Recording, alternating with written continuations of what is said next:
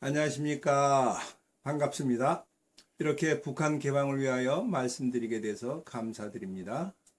제3국의 북한 노동자를 위하여 사역하였던 북한 개방 선교사 오프너입니다. 지난번 강의에서 먼저 북한을 개방하지 않는 남북 통일은 우리 민족 모두에게 큰 재앙이라고 말씀을 드렸습니다. 북한을 개방하지 않고 진행하는 낮은 단계의 연방제도 남북 모두에게 큰 재앙이라고 말씀드렸습니다. 오늘 주제는 북한은 왜 핵을 포기하지 못하고 있을까요?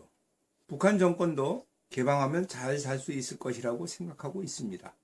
핵을 포기하고 개방하는 것과 핵을 가지고 개방하는 것은 많은 차이점이 있습니다.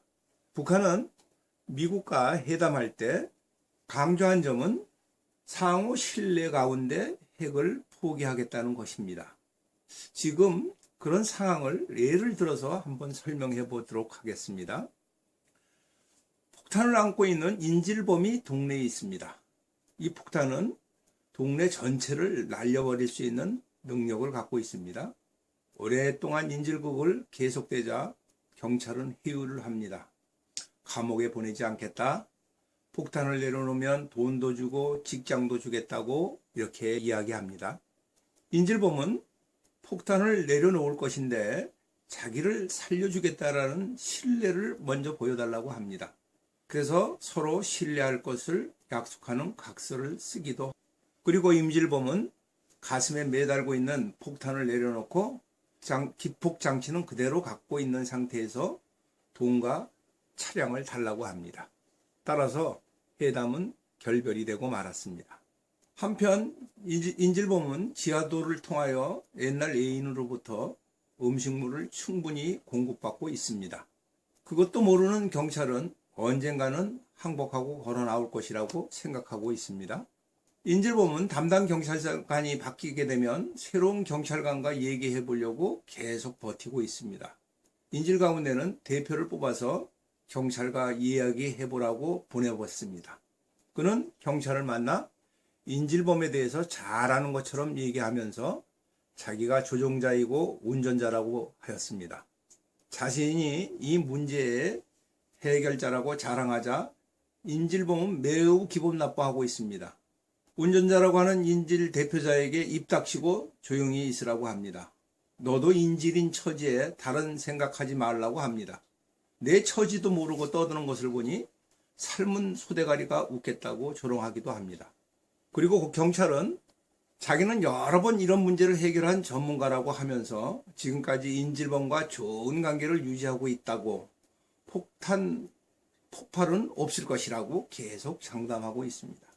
이 경찰관도 인질범에 대해서 모르고 있는 것은 마찬가지인 것 같습니다.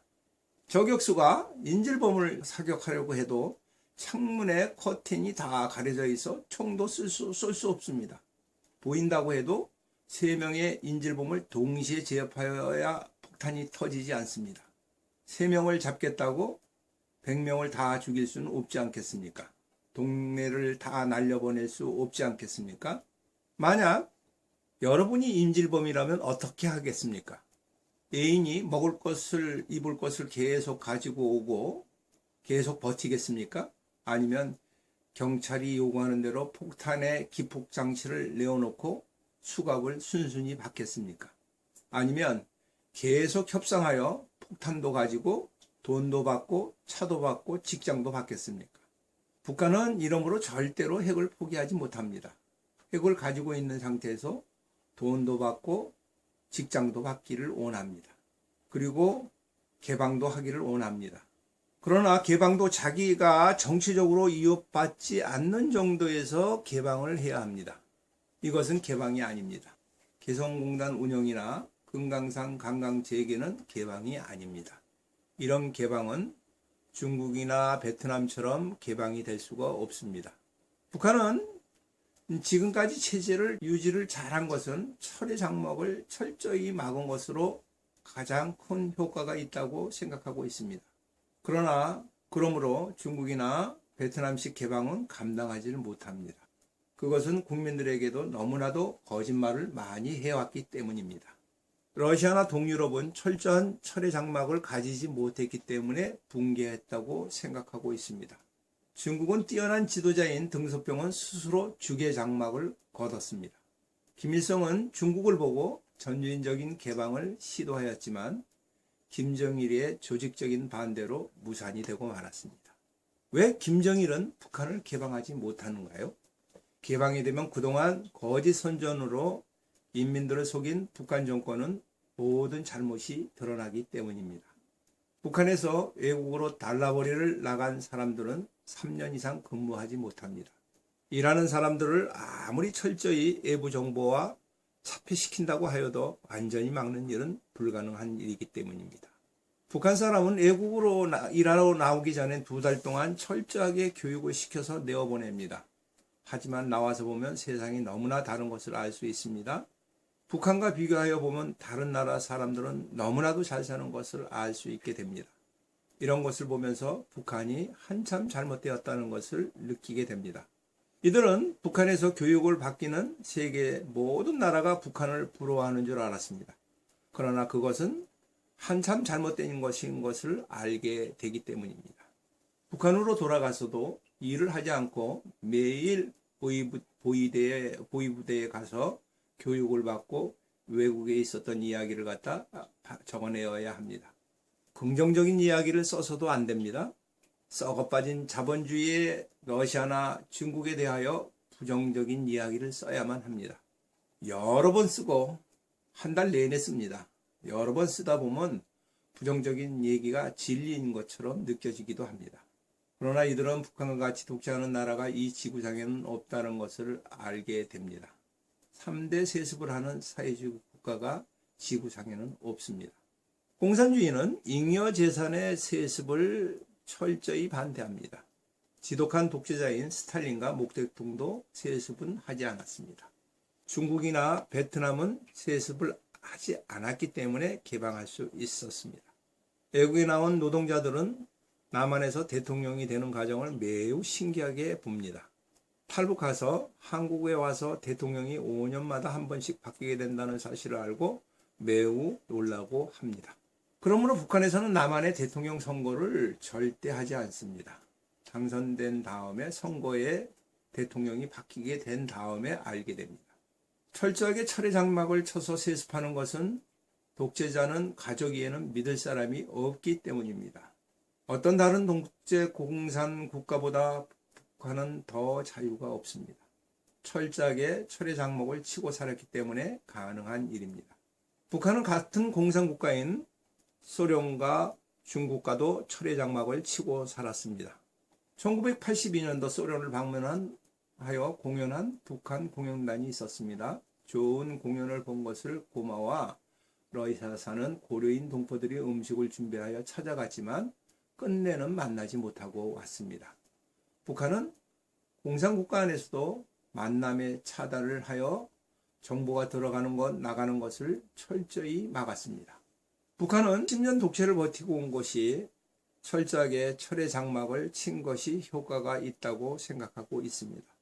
먼저 동유럽 공산국가들이 자유를 갈망하여 공산국가가 붕괴한 것은 서유럽의 국가의 영향을 많이 받아서 그런 것입니다. 독일은 통일이 되기 전 1년 전부터 TV 방송을 서로 보고 통신도 하고 사람도 왕래하였습니다. 개방을 18년 동안 하고 난 다음에 독일은 통일을 한 것입니다. 북한은 휴전선에서 남한이 방송하는 것과 탈북자들이 보내는 삐라를 매우 싫어하는 것도 바로 그런 이유입니다. 외국에 와서 일하는 북한 노동자들이 조국에 편지 보내는 것도 오직 인편으로만 가능합니다. 편지는 누구나 언제든지 검열할 수 있도록 개봉해서 보내야 합니다. 편지 한 통을 보낼 때 가격은 10달러나 됩니다. 인편이므로 직접 찾아가야 합니다. 답장을 받아오면 또 10달러를 내야 합니다. 이들은 항공기 승무원들과 연결하여 일을 합니다. 보내는 돈에서 10%나 15% 수수료를 내야 합니다. 일반적으로 북한에 보내는 돈은 30%가 빠진다. TV 수상기는 세관을 통과하여도 라디오는 들어갈 수가 없습니다. 컴퓨터나 노트북은 우선 압수하고 검사한 후에 여러 날이 지난 다음 지정된 장소에 가서 찾아가야 합니다. 영화를 보다가 걸리면 다른 나라와 휴대전화를 사용하다가 걸리면 총살시키기도 합니다. 북한의 휴대폰은 우리와 같이 세계적으로 인터넷이 되는 것이 아닙니다. 오직 국내에 사용하는 인터넷입니다. 언제든지 감청하는 휴대폰이라서 함부로 말하고 사용할 수도 없습니다. 금강산 관광을 가서 초병에 총을 맞아 죽은 박항자 씨 사건을 아실 것입니다. 금강산 관광을 하는 주변의 군인들은 금강산에 한국인 관광객이 다니고 있다는 사실조차도 모르고 있었습니다. 만약 안다고 하여도 발설하면 숙청을 당해야 합니다. 초병은 관광객인지 모르고 사격하였다고 합니다. 북한 사람이 휴전선을 넘어서 탈북을 하는 것으로 알고 총을 쏘아서 죽였다고 하는 것입니다. 초병은 여자 하사였는데 특등사수였다고 합니다. 도망가는 사람 뒤에서 쏘는데 다리 같은 것을 쏘아서 도망가지 못하게 할 수도 있었는데 바로 맞춰서 그 자리에서 절명하게 만들었습니다. 북한 당국은 추병에게 죄를 물을 수가 없습니다. 그래서 이 추병은 훈장을 받았다고 합니다. 남한 사람들은 관광객인 줄 알면 또 어떻게 조준 사격을 할 수 있느냐. 하지만 이것은 북한을 모르기 때문에 하는 말입니다. 남쪽에서 북한에 들어가는 버스는 번호판도 가리게 했습니다. 한국일보나 대한일보라는 명찰도 가리게 했습니다. 이렇게 철저하게 차단하는 북한에게 개방하라고 하는 것은 죽으라는 것이나 마찬가지입니다. 따라서 북한의 핵을 가지고 개방하여도 개성공단 정도의 개방을 할 것입니다. 철저하게 철의 장막을 친 상태에서 개방할 것입니다. 중국이나 베트남처럼 개방하는 것은 모든 것을 내려놓고 벌거벗은 것과 같은 모양입니다. 자기가 죽는 것을 알고 개방할 수는 없을 것입니다. 우리나라 국민이 인질이 될 수 있는 상황이 몇 번 있었지만 개성공단은 조금이나 개방하는 데 좋은 효과가 있었습니다. 북한이 개성공단도 철저히 철의 장막을 치고 차단한 것은 마찬가지입니다. 개성의 공단 근로자는 직접 채용할 수가 없습니다. 70명 인원이 필요하다면 100명의 인원을 받으려면 받고 그러지 않으려면 그만두라고 합니다. 공원들과 직접 작업 지시도 할 수 없습니다. 직접 대화할 수도 없습니다. 그래서 간부를 통해서만 얘기할 수 있습니다. 봉급도 직접 줄 수 없습니다. 돈을 주어도 직원들에게 전달되지 않습니다. 그 대신 식량 배급이나 남쪽에서 준 물자로 대신합니다. 개성공단의 남한 사람들은 초코파이를 처음에 간식으로 주었습니다. 봉급이 없다 보니 나중에는 성과급으로 주었습니다. 이걸 팔아서 장마당에 많이 유통이 되었습니다. 제가 만나본 탈북자 중에서는 초코파이를 먹어보고 탈북을 결심한 사람도 몇 명이 있습니다. 초코파이가 문제가 되자 북한에서 만든 경설단이라는 가짜 초코파이를 납품받아 나누어 주기도 하였습니다.